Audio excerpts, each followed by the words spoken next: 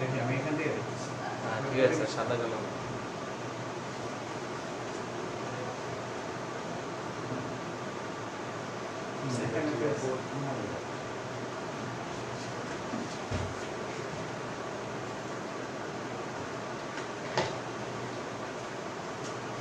আচ্ছা দেখো মনে করো একটা এরকম টপিক নিয়ে হ্যাঁ বলতেছি এটা একটা সোজা তড়িৎবাহী তার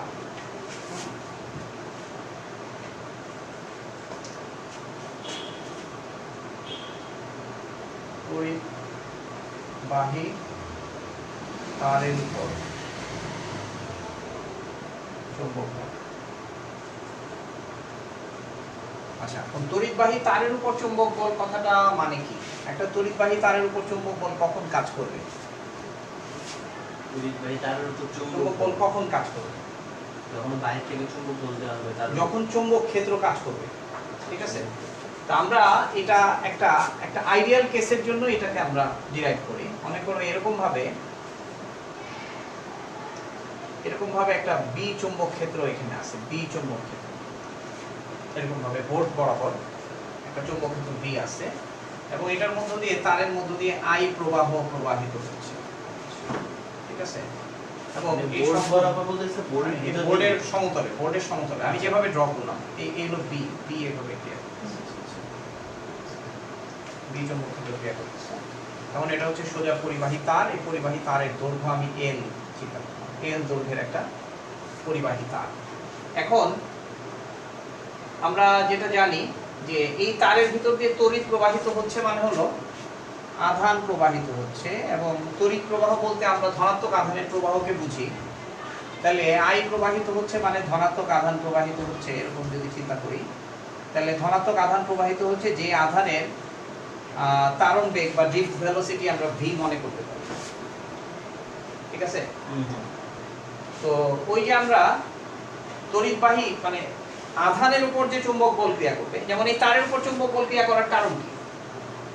যেহেতু এখানে একটা চৌম্বক ক্ষেত্র আছে আর এই তারের ভিতর দিয়ে তড়িৎ প্রবাহিত হচ্ছে, তাহলে প্রবাহমান তড়িৎ আধান মানে হচ্ছে চার্জ যার মধ্যে ভেলোসিটি আছে। তাহলে ভি চার্জের উপর যে বল ক্রিয়া করে সেই বলের মানটা আমরা যেটা পাই সেটা হচ্ছে F = QVB। QVB এখন QVB কেন বললাম? কারণ এখানে এইভাবে আধান প্রবাহিত হচ্ছে আর এদিকে বি কাজ করতেছে। তাহলে আমাদের অ্যাকচুয়াল ফর্মুলাটা হচ্ছে QVB sin θ, কিন্তু যেহেতু ideal case 90 degree angle, so আমরা সরাসরি QVB বলতে পারি। এই Q হচ্ছে একটা আধান, Q হচ্ছে একটা আধান। এখন ধরো এই সম্পূর্ণ তারটা L দৈর্ঘ্যের, তাহলে এই সম্পূর্ণ তারের মধ্যে টোটাল আধানের মানকে আমরা যদি ক্যাপিটাল Q দিয়ে বুঝাই, তাহলে এই ক্যাপিটাল Q আধান কিন্তু ভি বেগেই গতিশীল আর প্রতিটা আধান কণার উপর কিন্তু বি চৌম্বক ক্ষেত্র ক্রিয়া করতেছে। তাহলে প্রতিটা আধানের উপর যে বল ক্রিয়া করবে সেই বলটাই হচ্ছে সম্পূর্ণ তারের উপর টোটাল বল।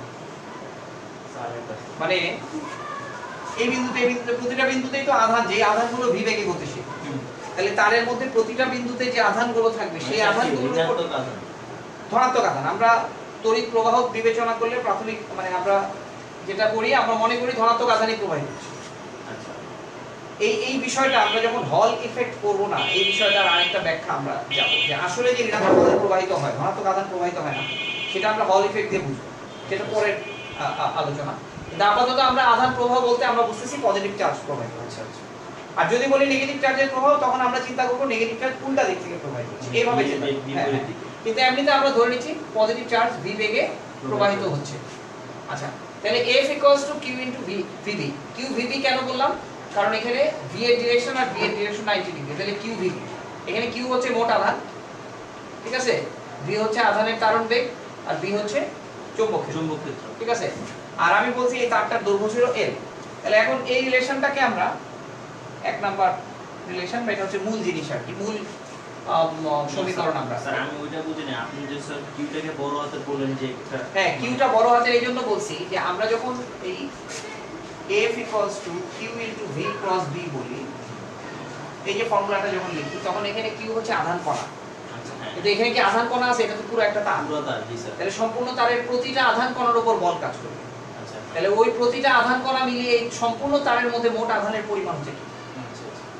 বুঝতে পারছো কথা? পুরো তারের মোট আধান মোট আধান হচ্ছে কি? কিউ। ঠিক আছে? আচ্ছা, এখন আমরা আর একটা সবগুলোর বেগ তো সেম। হ্যাঁ, সবগুলোর বেসিক। এখন দেখো আমরা আবার এই কিউভিডি তো, এখন আমরা আবার যেটা লিখতে পারি আবার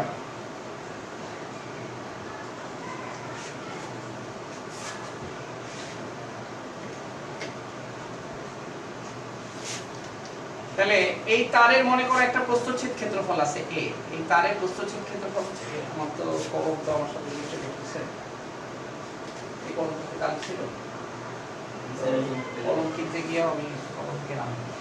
আচ্ছা, তাহলে আমরা বলছি যে এখন দেখো তোমাদের চলতরিতের চ্যাপ্টারে যেটা তুমি পড়ছো v এর একটা এক্সপ্রেশন পড়ছো, v equals to কারণ বেগ I অর্থাৎ তড়িৎ প্রবাহ divided by n a e, এই e এর জায়গায় q বললাম, অর্থাৎ আধান কণা, আধান কণার আধান, মানে এখানে যে আধান কণাগুলোর প্রবাহের কারণে তড়িৎ প্রবাহিত হইতেছে সেখানে প্রতিটা আধান কণার আধান যদি q হয় তাহলে v equals to I by n a q, এটা তুমি অলরেডি জানো। তাহলে এটাকে আমরা ইকুয়েশন নাম্বার 2 বললাম, ইকুয়েশন নাম্বার 2, ঠিক আছে? আচ্ছা, এখন আবার বলো I by n a q, এখন এই টোটাল আধান q ইকুয়ালস টু কি? টোটাল আধান q কে আমরা কি লিখতে পারবো? আমরা বলছি একক আয়তনে আধান কণার সংখ্যা হচ্ছে n।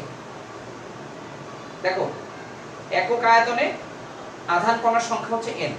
আচ্ছা তাহলে জি স্যার। তাহলে টোটাল আধান q ইকুয়ালস টু কি? একক আয়তনে আধান কণার সংখ্যা ইনটু মোট আয়তন, এই তারের প্রস্থচ্ছেদ ক্ষেত্রফল হচ্ছে a, এই তারের প্রস্থচ্ছেদ ক্ষেত্রফল হচ্ছে a, তাহলে তারের মোট আয়তন হচ্ছে al না? জি স্যার al।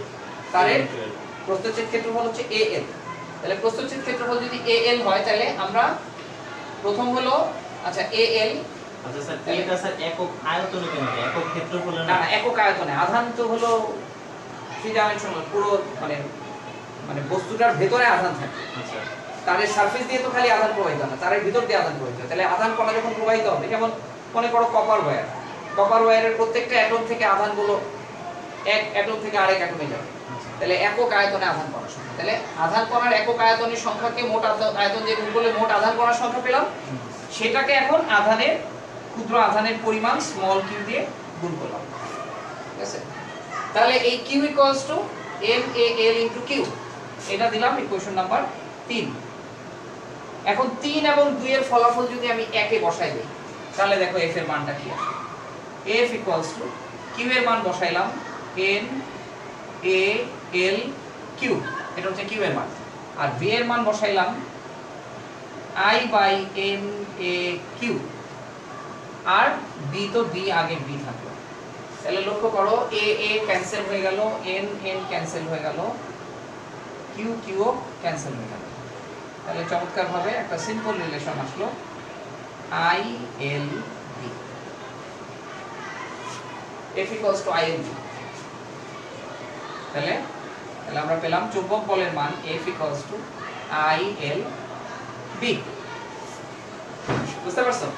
এখন এইটাকেই যদি আমি ভেক্টর ফর্মে লিখি, তাহলে ভেক্টর ফর্মে লিখলে I তো হচ্ছে স্কেলার কোয়ান্টিটি, l কে আমরা ভেক্টর বানাবো, b কে ভেক্টর বানাবো, অর্থাৎ এদিকে I প্রবাহিত হচ্ছে, তাহলে l এর ডিরেকশন যদি আমরা এরকম চিন্তা করি, l এর ডিরেকশন এদিকে, b এর ডিরেকশন এদিকে, তাহলে l ক্রস b, তাহলে f ইকুয়ালস টু আমরা যদি ভেক্টর কোয়ান্টিটি দিয়ে লিখি তাহলে f ইকুয়ালস টু আমরা লিখব I into l cross b।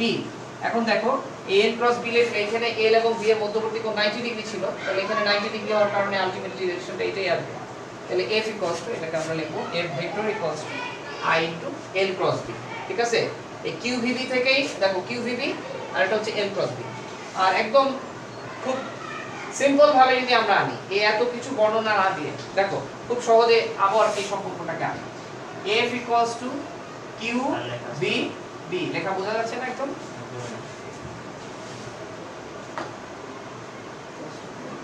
আরেকটা কলম ছিল এটা কালো কালের কলম কি আর আছে